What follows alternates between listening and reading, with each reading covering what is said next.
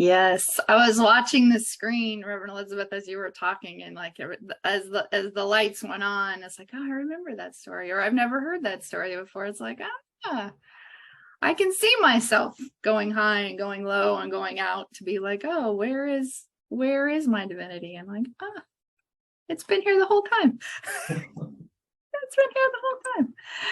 Oh, welcome, everyone. I am so grateful that you have chosen to spend this hour with us on Zoom today. And I would like to especially welcome those who this is their first time here. And I'm grateful, so grateful that you chose to be here. If you are seeing this on YouTube for the first time, I would encourage you to join us live each Sunday at 10 a.m. to experience the full service that will include meditation and dialogue at the end of my talk. For a little background, our founder, Ernest Holmes, was an avid student of Emmett Fox, as well as a friend of Albert Einstein. He came from a very love-based foundation within his family of origin and was always asking the question of why. Always asking why. I would just love to have been a fly on the wall when Ernest Holmes was growing up. You know, he carried that forward into developing the science of mind philosophy. We like to call it a philosophy and not a religion, which tells you right there where the base comes from. He started speaking his truth with small groups of people, and those groups of people in turn spread the word of what he had to say. Because he lived what he spoke, people were attracted to it. Science of Mind is a Christian-based teaching that draws the best from all the great teachings and is science-based. This allows a very different conversation than the traditional religions based on fear and dogma. July's focus is on relationships. In week 1, we talked about me, myself, and I, and the dynamic between those 3 facets of ourselves. In week 2, we expanded out into you and I are we.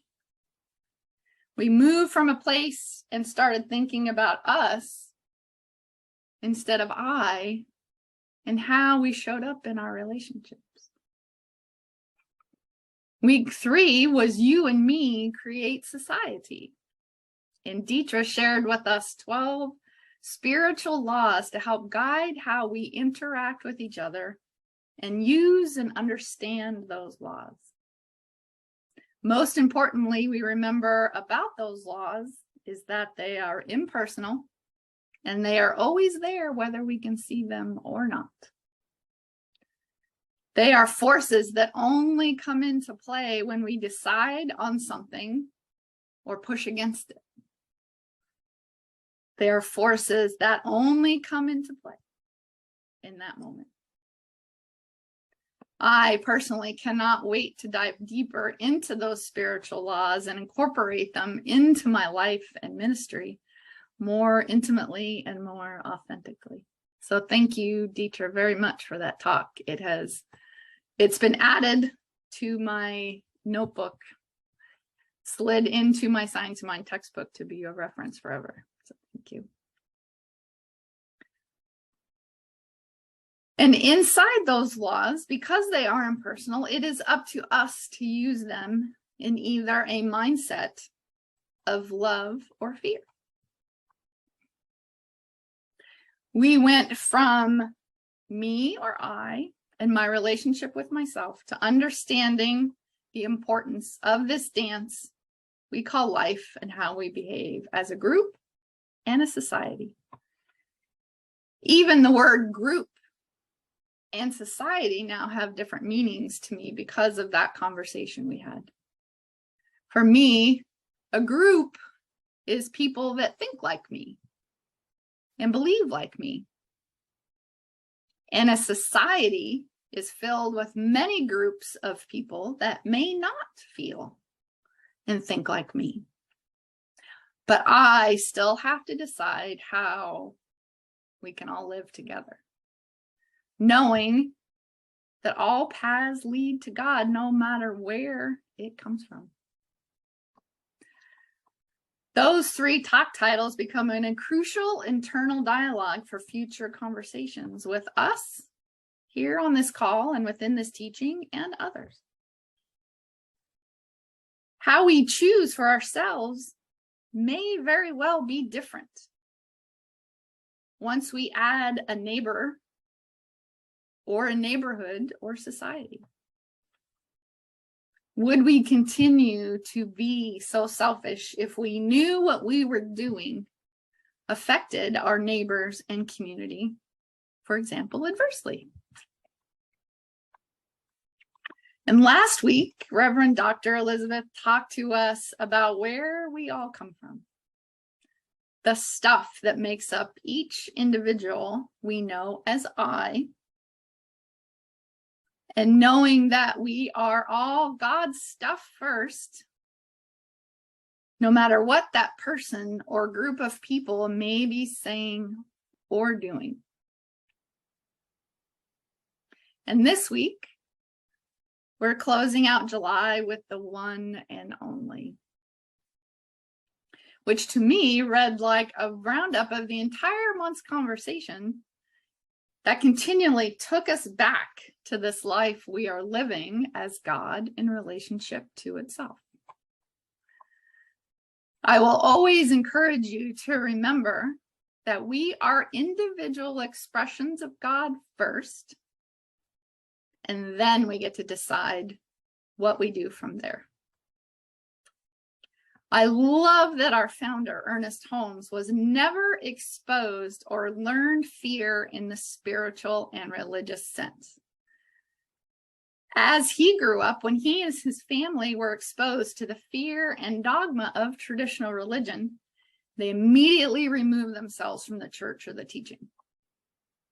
And there wasn't even a, we didn't like what the minister said, so we're just not going back and we're never going to talk about it again. It feels like there was a family meeting that said, you know, they sat all the kids around the table and said, do not buy into that fear that they are preaching, Ernest and Fenwick. We know that that is not true. And with that understanding and knowing, I can only imagine what it would have been like growing up with that from the very, very beginning. Even though his family was impoverished, and at one point, all the kids got split up to go live with family because his father was without a job and they were homeless. He still did not lose his faith in knowing that God was all there was and everything was going to be okay. And on a personal note, I cannot wait to be able to experience my first grandchild in November and to be able to model that same spiritual experience from the very, very beginning. So as we move into the talk title today of the one and only,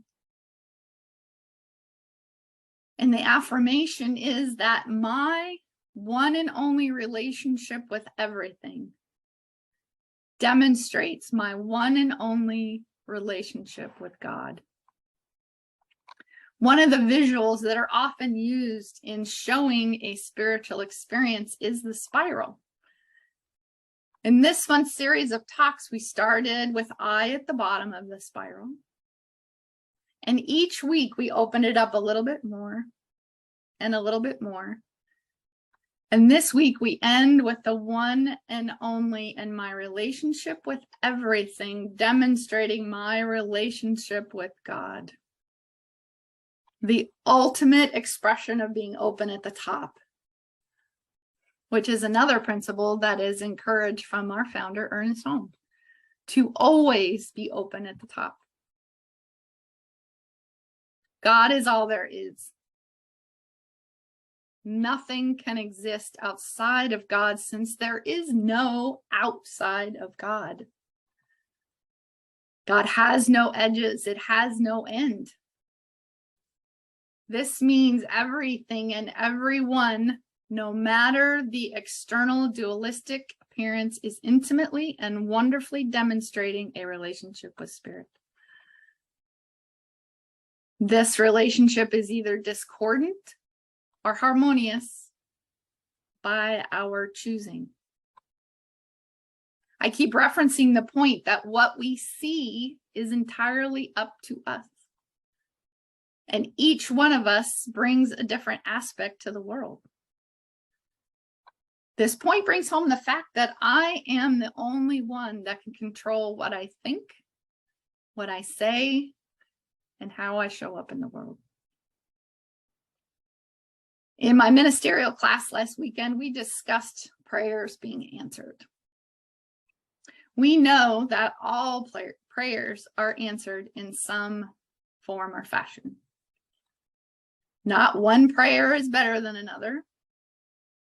And we could say this could be the law of perpetual transmutation of energy, and that it all begins with a thought. They all get answered.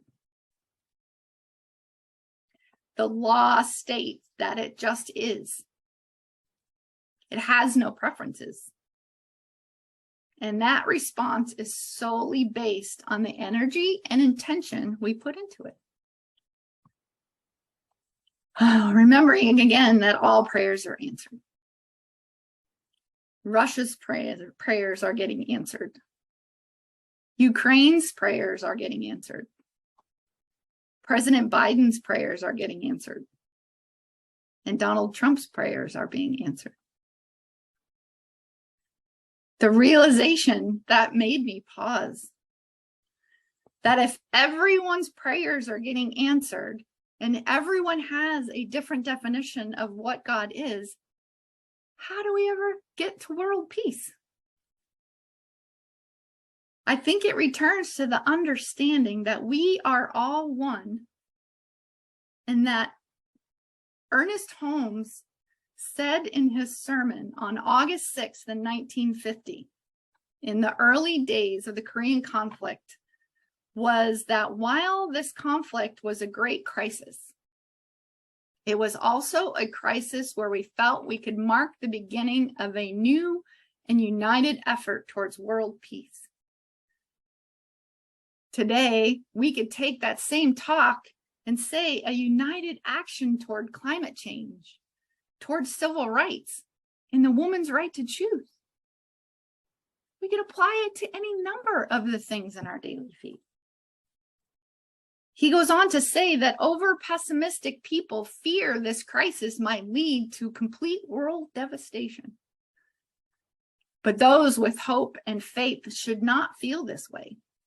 Instead, we should think that this crisis can lead to something permanent and sound that will make the world a better place to live, with individual and collective safety, personal liberty, and freedom and justice for all. And that was in 1950. Here we are in 2022, 72 years later, and we're still having the same conversation about different subjects. I really don't think we ever get to solve the equation to zero. I feel that every single generation will have its things that happen. And it is a constant conversation of how will we appear in it? What is mine to do? Are we going to choose love? Or are we going to choose fear? And sometimes it feels like there are many more people choosing fear over love. But for me, that is not the case. I am confident in my role in my life, and I know beyond a shadow of a doubt that my only job is to be the light. And my question to you is to figure out what your only job is and to do it. How will you honor your relationship as and with the one and only? A fellow ministerial student, Jason Mohammed, reminded us in class last week that the civil rights movement was started in a church with Reverend Dr. Martin Luther King. And the recent changes in legal provisions afforded to women began in a church. Based on all of our principles laid out by our founder, we have to ask, what is ours to do in all of it, both as individuals and an organization? I am so proud that CSL as an organization has what they're calling a spiritually motivated social engagement committee. And they publicly use our principles to speak out on current issues.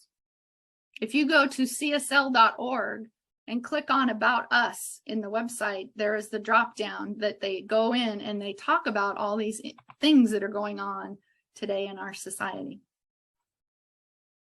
For a very long time, and as an organization, we did not. That we were silent on many different things. And I am so very proud that we have come in as a voice in this world, applying the principles set forth by our founder, Ernest Holmes. Another part of the conversation in class was about the golden rule. And we all know what the golden rule is, right? You know, the golden rule is to do unto others as I would like done to me. But this discussion turned into, what if we practice what my fellow student called the platinum rule, which is more valuable than gold. Fun fact, when you're married for 50 years, it's considered the gold anniversary, but 70 years is the platinum anniversary. It was exciting for me because it was the first time I had heard this, and it really made sense. The platinum rule is taking the time to find out from the other person how they would like to be treated. And this very point returns to Deidre's talk of you and me create society. For example, if someone is sick, they maybe want to be left alone. Me, I want to be doted on and taken care of if I get sick. So I'm going to be completely opposite. Because of this realization that everyone is different and comes into every situation differently, take the time to try and find out how the other person wants to be treated allows us to open up avenues of communication. And I think this is where everything will change. Because ultimately, I feel that people just want to be heard. Listening to learn and not listening to speak allows layers of nuance into our lives that we may never have experienced before. And many times we have one chance to make that connection. Can we as a society listen to what others around us say and practice Don Miguel Luis's third agreement of not taking anything personally and try to understand where they are coming from? And be okay that they may not be coming from where I am, from where you are.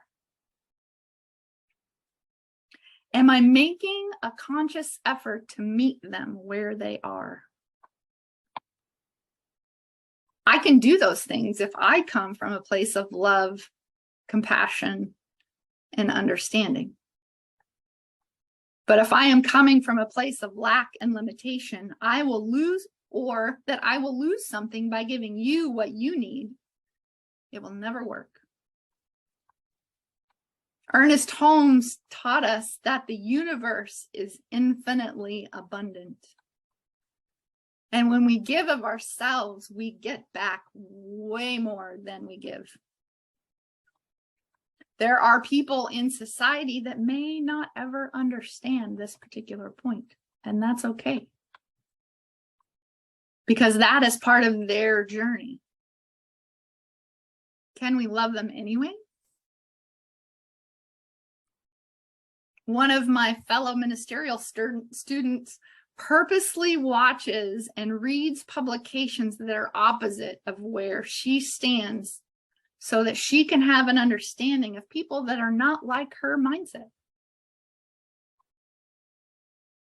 The affirmation for the week is my relationship with everything demonstrates my relationship with God.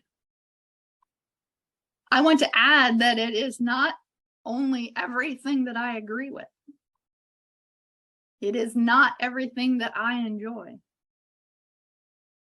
But even more so, the things that I disagree with and how God is trying to show up in that moment. In this conversation, coming from knowing that all is God and must all be good, what are the following words to come out of our mouths?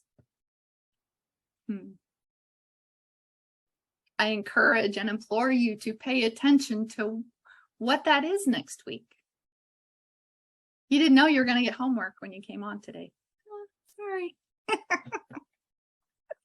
In every interaction and conversation, what someone posts on social media, an email that we are about to respond to or writing.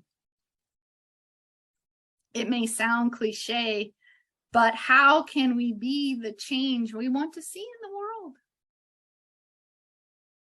Next time you see someone on Facebook or Instagram looking for prayers for something, write out a treatment or a prayer for them right then and there and see the reaction that it gives. Affirm that God is, that they are also a divine representation of how God shows up in the physical. State what we know to be true based on our teaching and philosophy, and show support and love. Be grateful for your ability to see past the challenge in the solution and see the highest and greatest good for everyone. And then let it go, because we know that when prayers are spoken with conviction, they are done as they are said. And say amen, or and so it is, or whatever feels good to you. Don't just respond with prayer hands and heart emojis. That is just, it's terrible. It just feels like no one can come up with anything to say. But really make the effort to say the words that we know to be true for someone and watch what happens.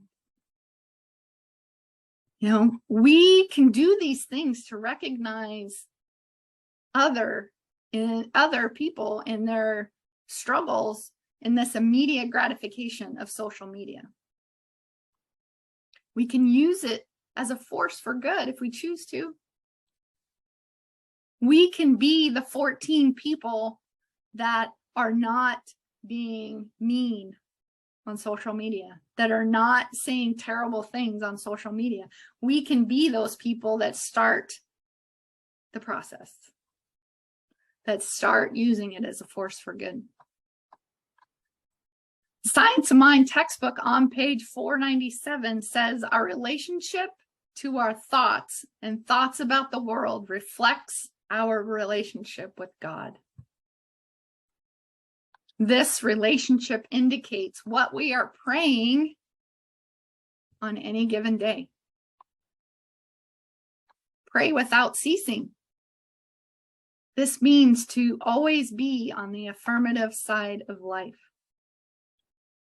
To pray without ceasing is to doubt never, but to always trust in the law of good.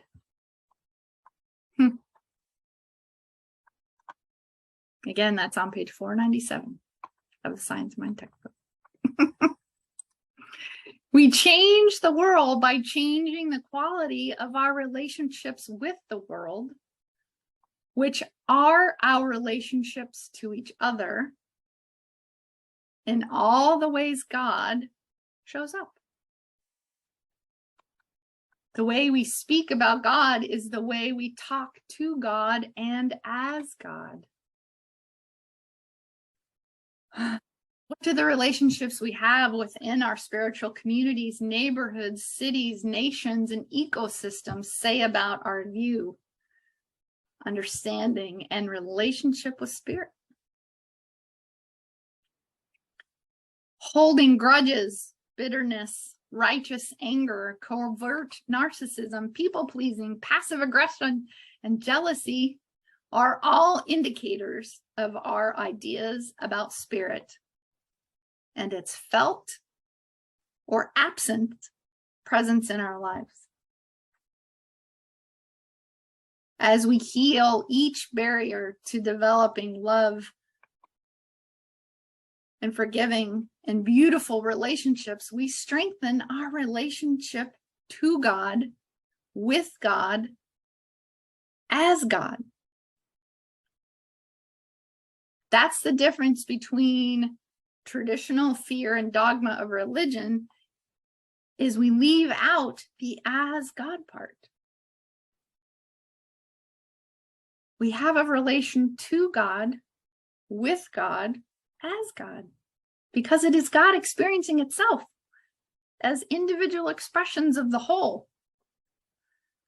I encourage you to reach out to our minister or to one of us practitioners or anyone that you have a spiritual connection with, if there is a relationship that you would like spiritual support in healing. That's what we're here to do. To support each other and to heal those relationships. In closing, a Holmes Reader on Practical Wisdom, page 63. Love is a synonym for God, and God is love. The universal outpouring of the Spirit through law, wisdom, life, and action. God knows us in love. We know God only through love. When we love humanity, we love God in and through others.